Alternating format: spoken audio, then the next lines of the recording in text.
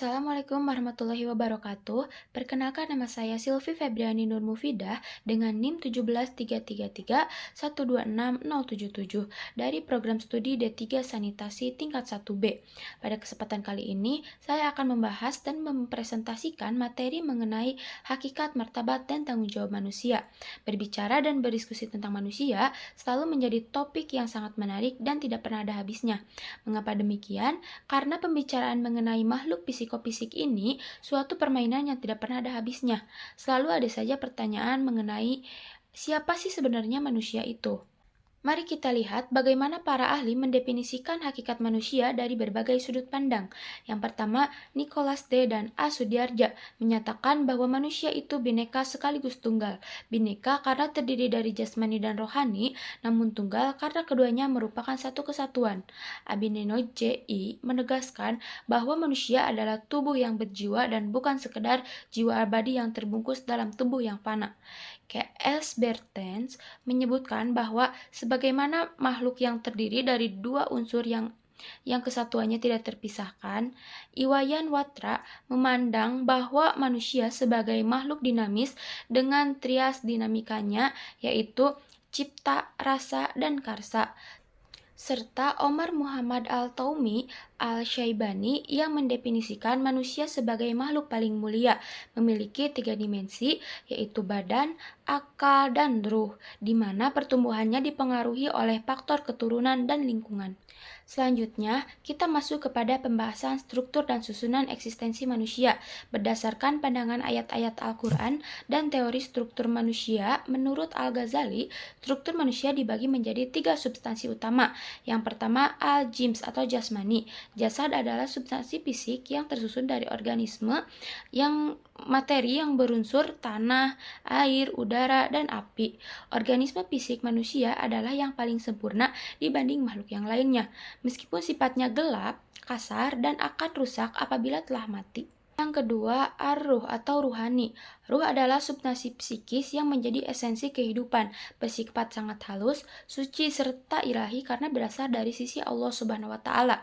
Ruh bersifat kekal dan tidak hancur bersamaan dengan hancurnya jasad. Sebagaimana firman Allah Subhanahu wa Ta'ala dalam Quran Surat Al-Isra ayat 85. Dan mereka bertanya kepadamu tentang roh.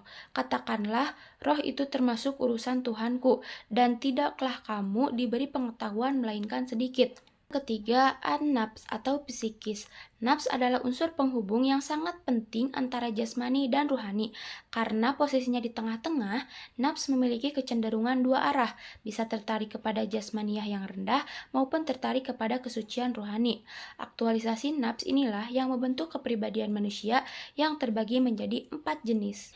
Yang pertama, nafs mutmainah, yaitu jiwa yang telah suci, tenang, dan senantiasa terdorong untuk melakukan kebajikan. Yang kedua, nafs mulhamah atau supyah, jiwa yang memiliki potensi kesadaran tinggi serta sangat mudah menerima ilmu pengetahuan.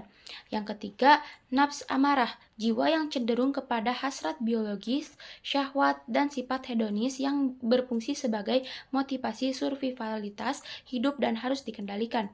Yang keempat, nafs lawamah, pusat potensi emosi, perasaan, dan rasionalitas yang selalu bergejolak, tidak istiqomah, namun memiliki daya positif berupa sifat dermawan dan meyakinkan. Setelah memahami struktur batiniah manusia, kita juga perlu mengkaji spektrum kebutuhan hidupnya. Psikolog Abraham Maslow mengatur kebutuhan dasar manusia secara sistematis ke dalam 5 tingkatan hierarki piramida yang harus dipenuhi secara bertahap. 1. Kebutuhan fisiologis merupakan tingkatan kebutuhan yang paling dasar dan mutlak untuk kelangsungan hidup biologis seseorang. Kebutuhan ini mencakup kecukupan oksigen untuk bernapas, keseimbangan cairan tubuh, pasokan nutrisi atau makanan, regulasi temperatur tubuh yang stabil, proses eliminasi sisa metabolisme, tempat tinggal atau perlindungan, dan waktu istirahat yang cukup. Nomor 2, kebutuhan keselamatan dan keamanan. Setelah kebutuhan fisik terpenuhi, individu beralih mencari rasa aman. Ini terbagi menjadi dua aspek penting. Yang pertama, keselamatan fisik, upaya mengurangi atau mengeluarkan berbagai ancaman nyata pada tubuh atau kelangsungan hidup, seperti perlindungan dari penyakit menular, kecelakaan lalu lintas, bahaya lingkungan ekstrim, serta pemajanan terhadap zat atau kondisi yang membahayakan. Yang keselamatan yang selanjutnya adalah keselamatan fisiologis. Perlindungan dari berbagai ancaman terhadap pengalaman baru atau situasi yang belum dikenal dan asing. Contoh nyata yang sering kita rasakan sebagai pelajar adalah ketika seorang mahasiswa berada di lingkungan kampus baru dan merasa terancam dalam beradaptasi dalam sistem pembelajaran, tugas akademik, maupun sosialisasi dengan orang banyak. Yang ketiga, kebutuhan cinta dan rasa memiliki. Kebutuhan psikososial ini biasanya akan meningkat intensitasnya ketika kebutuhan fisiologis dan keamanan seseorang tercapai dengan baik. Ketika individu sudah merasa aman dan selamat, mereka mulai memiliki waktu, ruang, dan energi psikologis yang cukup untuk mencari cinta dan rasa memiliki. Rincian kebutuhan ini meliputi kemampuan memberi dan menerima cinta serta kasih sayang yang tulus, kebutuhan memiliki teman hidup dan bergaul, kebutuhan membangun hubungan interpersonal yang hangat, kebutuhan akan peran sosial yang memuaskan, perlakuan yang halus, kebersamaan hingga pergaulan yang lebih bersifat intim. Yang keempat, kebutuhan penghargaan dan harga diri. Kebutuhan ini berhubungan erat dengan hasrat dan keinginan individu terhadap pencapaian prestasi. Ini mencakup kebutuhan akan kekuatan diri, pencapaian target hidup, perasaan cukup, tingkat kompetensi yang memadai, rasa percaya diri yang mantap, kemandirian mutlak, prestise di masyarakat, serta kebutuhan agar diri kita dikenal, diakui, dihargai, dan diberi apresiasi positif oleh orang lain. Apabila kebutuhan harga diri ini terpenuhi, seseorang akan merasa percaya diri dan berguna bagi sesama. Sebaliknya, jika gagal terpenuhi, ia akan merasa tidak berdaya dan diliputi rasa rendah diri. Yang kelima, kebutuhan aktualisasi diri merupakan puncak tingkat kebutuhan yang paling tinggi dalam hierarki dasar manusia menurut Abraham Maslow. Pada saat manusia sudah berhasil memenuhi seluruh kebutuhan pada semua tingkatan yang lebih rendah melalui aktualisasi diri, dikatakan bahwa mereka berhasil mencapai potensi diri yang paling maksimal, utuh, dan sejati. Lebih lanjut mengenai puncak hierarki tersebut, mari kita bedah apa saja karakteristik khusus yang melekat pada diri manusia yang telah teraktualisasi kebutuhan dirinya secara optimal. Yang pertama, kepribadian multidimensi yang matang.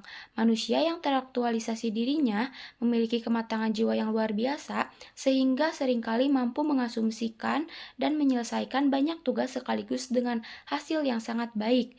Mereka juga berhasil mencapai pemenuhan kepuasan batin yang mendalam dari setiap pekerjaan yang dikerjakan dengan sungguh-sungguh.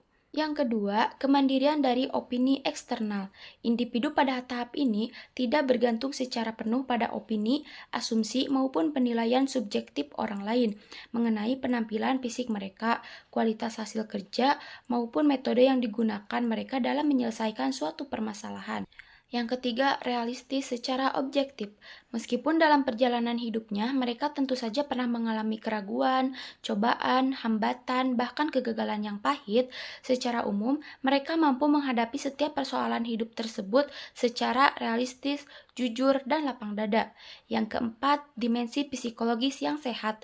Kebutuhan aktualisasi diri ini meliputi proses pengenalan diri secara utuh tanpa kepalsuan, penerimaan kelebihan dan kekurangan diri sendiri, pemahaman kenyataan kehidupan yang objektif, maupun menjalani hubungan interpersonal yang mendalam dan bermakna, penghargaan yang tulus terhadap diri sendiri, pemenuhan potensi diri yang optimal, serta memiliki persepsi hidup yang sehat, jernih, dan sangat realistis.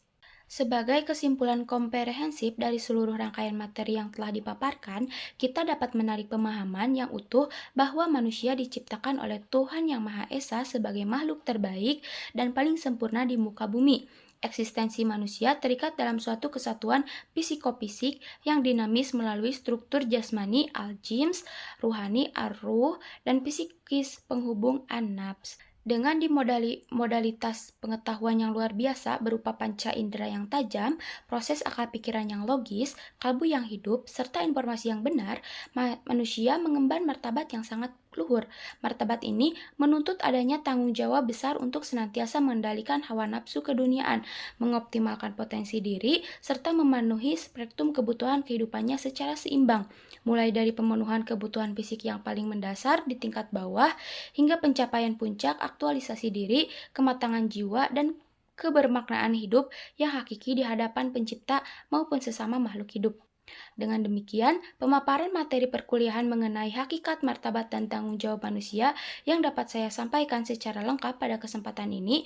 Mohon maaf atas segala kekurangan penyampaian. Terima kasih sebesar-besarnya atas perhatian penuh kepada saya. Wassalamualaikum warahmatullahi wabarakatuh.